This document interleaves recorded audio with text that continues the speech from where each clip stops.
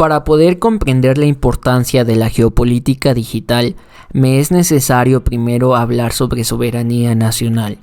Y la soberanía nacional está constituida por un ordenamiento político y jurídico cuyo fin es la organización de las sociedades humanas. Es un poder político supremo que tiene una proyección esencialmente territorial. Sin embargo, en la actualidad, la capacidad de acción y coerción del Estado se encuentra condicionada por factores externos, tales como la globalización, los avances tecnológicos, el libre mercado, los tratados internacionales y el propio Internet. En este sentido, la idea de la soberanía nacional cada día se vuelve más frágil, pues al estar interconectada a la sociedad y al participar en la creación de instituciones supranacionales, se extingue aún más la soberanía nacional y da paso a una suprasoberanía, que es una autoridad en la que reside el poder político más allá de cualquier frontera geográfica. Y es aquí, en este entramado conceptual, que surge la geopolítica digital. Bienvenidos.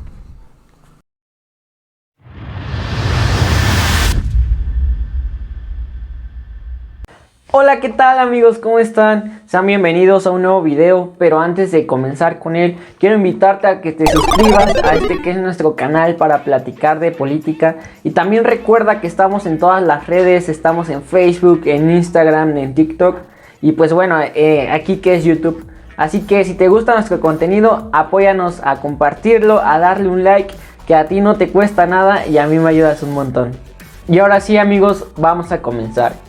Y vamos a iniciar diciendo qué es la geopolítica, que seguramente es un término que has escuchado. La geopolítica es una herramienta de la política exterior para analizar, interpretar y comprender el comportamiento político internacional a través de variables geográficas. A lo largo de toda la historia mundial hemos visto y hemos sido testigos cómo hay países que han tratado de imponer su ideología, sus costumbres y sus formas de gobierno en otros. Y básicamente eso lo vemos en el resumen de la Guerra Fría. Pero comúnmente esa lucha se daba en los territorios. Pero con la invención del Internet, ahora esa lucha también se da en un terreno digital o en un terreno virtual. Y es de aquí que surge la necesidad de investigar un nuevo concepto o de imponer sobre la mesa de la ciencia política o de la sociología y demás, pues este nuevo concepto de geopolítica digital. Esta lucha ideológica o de geopolítica en el terreno digital o en el terreno virtual va acompañada de la iniciativa privada, básicamente de la industria de la tecnología, que son los gigantes del Internet. De aquí que se deriva un nuevo problema de investigación que tenemos que analizar. ¿Quién tiene el poder en el terreno digital o en Internet? ¿La iniciativa privada o los gobiernos nacionales? En mi opinión, y desde mi muy discutible punto de vista, creo que el poder en Internet lo tiene la iniciativa privada. Lo tienen estos gigantes como ahora Meta, TikTok, Amazon, Google, Microsoft, porque son los pioneros de la industria y los gobiernos no son capaces de garantizar a sus ciudadanos derechos humanos digitales. Y muchos gobiernos tampoco saben cómo legislar o cómo regular el Internet. Entonces, y ahora con la llegada del metaverso, pues creo que el poder en Internet lo tiene la iniciativa privada. Para nadie es novedad que las redes sociales han transformado la comunicación de la sociedad. Han transformado también la forma en la que se relacionan las personas, en las que se comercializa, en las que se debate, en las que se organiza. Básicamente las redes sociales han transformado y han modificado la conducta humana y por ende han transformado la forma de hacer política. Hoy cada vez es más común ver cómo los políticos intentan comunicarse con sus seguidores o con sus adeptos políticos a través de redes sociales, a través de Internet. Y también los gobiernos intentan de cierta manera a través de páginas oficiales de sus instituciones comunicarse con los ciudadanos. Entonces las redes sociales han venido a revolucionar la política y la han hecho que sea una política más transparente, más justa, pero sobre todo con mayor rendición de cuentas. porque le permiten a los ciudadanos organizarse para poder exigir a sus gobernantes cuentas claras. Tenemos que ser conscientes de que las redes sociales son un lugar muy grande. O sea, las redes sociales tienen mayores usuarios que cualquier país puede tener de habitantes. Entonces, en las redes sociales hay miles de millones de usuarios, y al ser un lugar tan grande es natural que se politice, y es natural también que pueda ser utilizado como una herramienta de control, de espionaje, y por ende como una herramienta de geopolítica, buscando a través de las redes sociales influir en el comportamiento de otras personas. Entonces es común, como lo vimos en el 2013, cuando Edward Snowden comprobó que el gobierno de Estados Unidos, a través de la Agencia Nacional de Inteligencia y con el apoyo de compañías como Google, Apple, Facebook y Microsoft, espiaban a líderes políticos, a empresarios y a cumbres diplomáticas durante años. Entonces es un caso, o más bien es tan solo un ejemplo de cómo pueden utilizar a estas plataformas como una herramienta de espionaje para buscar influir en el comportamiento y en la toma de decisiones de otras personas y de otras naciones.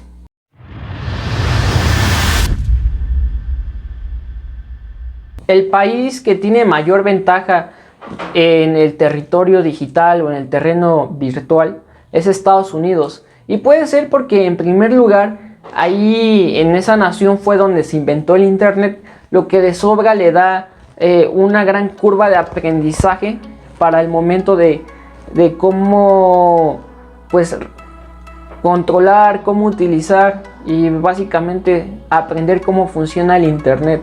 Entonces eso le da naturalmente una ventaja frente a las demás naciones, y en segunda parte también puede tener una gran ventaja en el territorio digital, básicamente porque las grandes empresas de tecnología, sus fundadores son de Estados Unidos, lo que los ajusta a que esas empresas como Google, Amazon, Facebook, al tener sus bases operativas en Estados Unidos, pues tienen que operar bajo normas jurídicas de Estados Unidos, y esto al final del día repercute en las leyes de las demás naciones y transgrede la soberanía nacional, porque pues básicamente nosotros estamos en México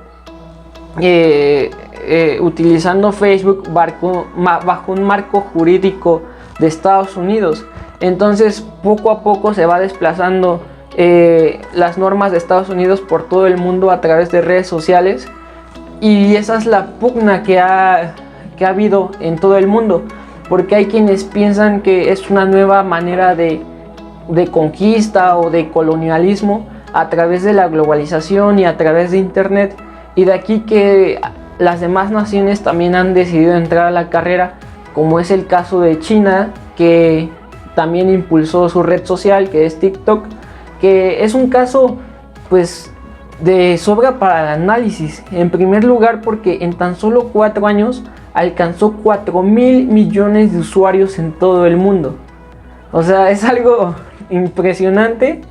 Además de que es la plataforma líder de video en Estados Unidos y en Asia. Y cabe mencionar que pues esto a los estadounidenses no les gustó, porque es la primera plataforma, más bien es la primera red social que es adoptada en todo el mundo y que no es de origen estadounidense, y por lo tanto opera en todo el mundo bajo un marco normativo pues inspirado en las leyes de China. Sin embargo, ha habido conflictos en esta red social. Por ejemplo, hemos de recordar lo que pasó en la administración de Donald Trump, que intentó bloquear a TikTok de Estados Unidos, y lo que tuvieron que hacer fue que TikTok tuvo que vender sus acciones que le permiten operar en Estados Unidos a empresas estadounidenses para poder seguir estando en ese mercado. Entonces Es una competencia que ha terminado en conflictos verbales, en distanciamientos, en bloqueos, porque también no solo es que suene injusto de esa manera, porque en China Facebook y WhatsApp no se pueden utilizar, y por ejemplo en India también está prohibido TikTok y otras aplicaciones chinas. Entonces es un conflicto ahí interesante, pero ya le salieron competidores a Estados Unidos. De tal manera que la carrera por tener el poder, por tener el control, la influencia en el terreno digital o en el internet ha comenzado desde hace varios años, y fue en el año de 2015 cuando Xi Jinping, el presidente de China, declaró que uno de sus principales objetivos es convertir a China en una cibersuperpotencia. Entonces, pues básicamente le está diciendo a sus ciudadanos que quiere que de China salgan más empresas tecnológicas, más aplicaciones de redes sociales, porque quiere convertir a su país en el opositor directo a las empresas que vienen de Estados Unidos. Entonces está muy interesante cómo esa carrera por influir en la ideología, en la cultura de otros países a través de internet está presente, y no es de ahora, sino que desde el 2015 ya teníamos esa advertencia por parte del gobierno de China. Por su parte, el presidente de Francia, Emmanuel Macron, anunció la intención de querer impulsar una soberanía digital europea. Esto porque se tiene la percepción de que Europa está sufriendo un nuevo colonialismo a través de estas empresas digitales, de estas empresas tecnológicas que impulsan una soberanía digital. Porque esto ya va más allá, o sea, la industria privada a través de las redes sociales está impulsando una nueva forma de sociedad, básicamente, que va más allá de barreras geográficas. Entonces Europa quiere retomar el control de su soberanía digital. Y por tal razón, Europa se encuentra en la carrera a través de su empresa sueca Spotify, que es como la red social que ha surgido de Europa, que ha tenido una mayor adopción en todo el mundo. Y como para nadie es novedad que el poder en internet lo tiene la iniciativa privada, el gobierno de Estados Unidos en los últimos años se ha dedicado a tratar de comprender cómo funcionan los algoritmos de las redes sociales, cómo se obtienen las bases de datos de los usuarios y qué es lo que hacen exactamente las redes sociales con esa información. Porque todas las redes sociales tienen mayor información de mí y de ti que cualquier gobierno de nuestros países. Entonces, básicamente las redes sociales nos conocen más que nosotros mismos, o nos conocen más de lo que nosotros nos conocemos. Entonces el gobierno de Estados Unidos ha estado tratando de entender cómo es que funcionan sus algoritmos y ha tratado de imponer multas que van de entre el 10 y el 15% sobre las ganancias anuales mundiales en caso de incurrir en malas prácticas. Sin embargo, es algo que todavía no se termina de aterrizar. Y por nuestra parte, yo que soy de México, pues en nuestro país no hay una agenda clara sobre la geopolítica digital. Entonces tal vez nos toca observar cómo es que sucede esta pelea entre gigantes de la industria tecnológica y entre países pues poderosos en el mundo que impulsan una soberanía digital, y tal vez nos quedemos a pensar cómo va a ser vivir en México bajo leyes de China, bajo leyes de Estados Unidos, bajo principios culturales de estas naciones que tarde o que temprano van a terminar por desplazar pues también nuestra identidad nacional. Y tener este rol pues no solo es culpa del gobierno, también debemos entender que la industria privada de nuestro país no ha sido capaz de desarrollar una red social de adopción masiva. Entonces, naturalmente, si no tenemos un competidor en el juego, pues no nos obliga a tener una agenda política en ese tema. Sin embargo, ese no debe ser nuestro único rol como mexicanos o como gobierno de México dentro de la geopolítica digital. Nosotros tenemos que aprender a regular las actividades comerciales de la industria de la tecnología que opera en nuestro país. Y también debemos ser impulsores de los derechos universales digitales que sirvan de modelo para las demás naciones para garantizar los derechos y sobre todo dotar de cierta protección a los ciudadanos de nuestro país que también son parte de la soberanía digital.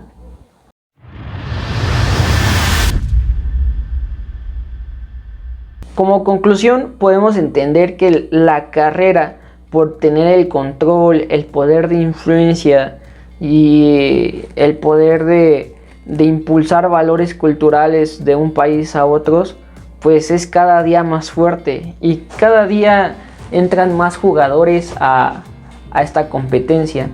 Sin embargo, desde mi punto de vista, el poder en internet lo tienen los particulares, porque le quitaron el poder de decirle a las masas, a todos los gobiernos del mundo, le quitaron el poder de decirle a las masas, aquí mando yo. Porque si los gobiernos le quieren decir algo a las masas, se lo tienen que decir a través de Google, a través de Facebook, a través de YouTube. Entonces le quitaron ese poder a los gobiernos. Sin embargo, debemos de procurar un control y una regulación a estas empresas, porque debemos ponerles un límite, porque estas empresas lo que van a buscar es maximizar sus ganancias, o maximizar, mejor dicho, sus ganancias.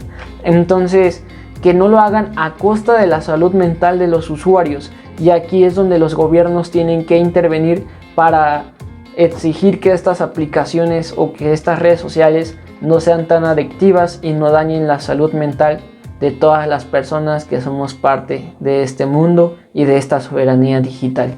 Pues esto es todo por hoy, amigos. Si te gustó este video, no olvides dejar tu like, compartir y comentar qué es lo que piensas de la soberanía digital, porque eso nos ayuda muchísimo en el algoritmo.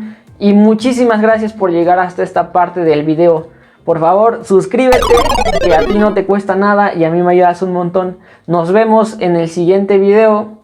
Adiós.